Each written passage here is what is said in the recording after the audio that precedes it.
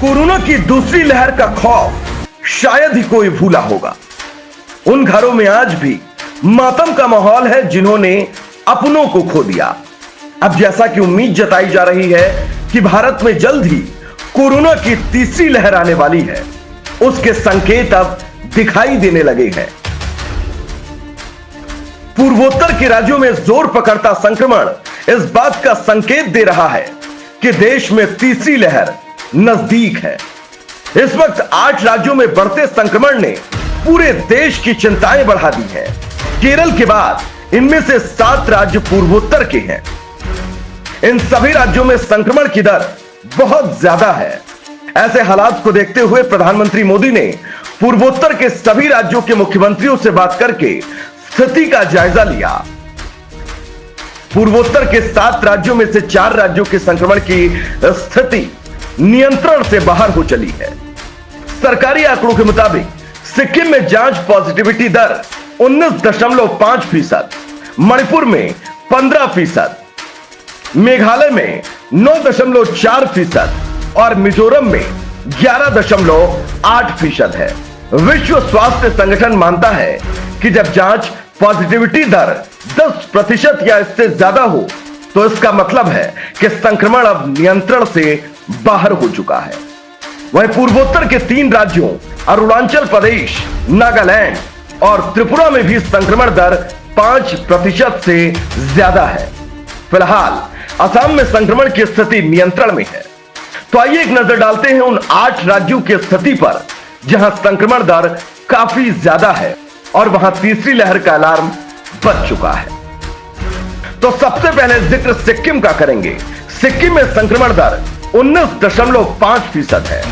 मणिपुर में संक्रमण दर 15% है। मिजोरम की बात करें तो यहां संक्रमण दर 11.8% है।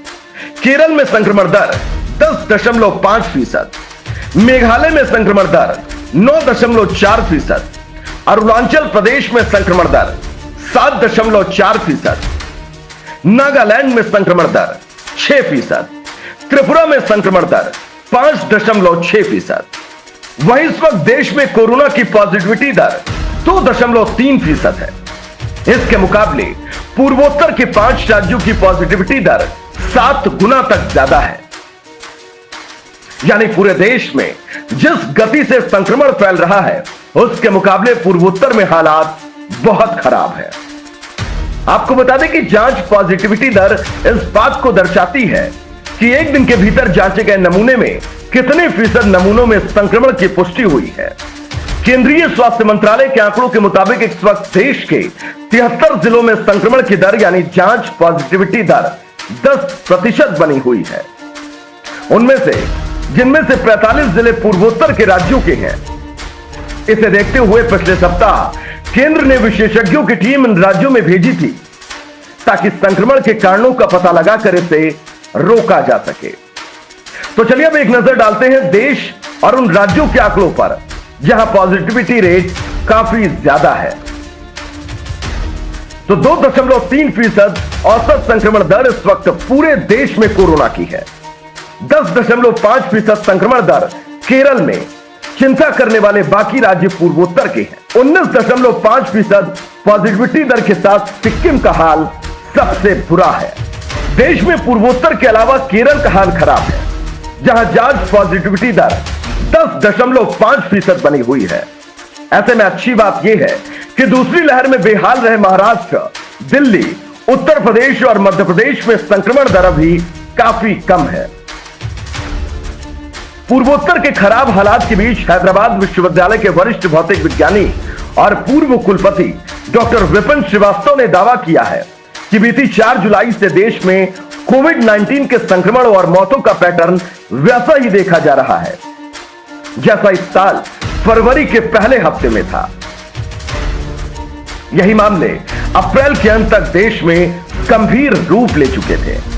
इस आधार पर कोरोना के तीसरे लहर की शुरुआत की आशंका जताई जा रही है।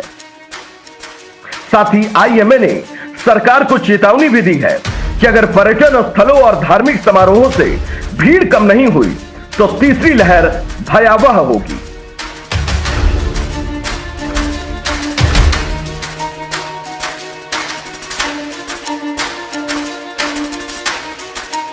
ऐसे ही ताजा तरीन खबरों से जुड़े रहने और उसके हर अपडेट के लिए आपके साथ आपका अपना राजपट टीवी। साथ ही राजपट टीवी को सब्सक्राइब करें और बगल वाली घंटी को बजाएं। अपना बहुत बहुत ख्याल रखें।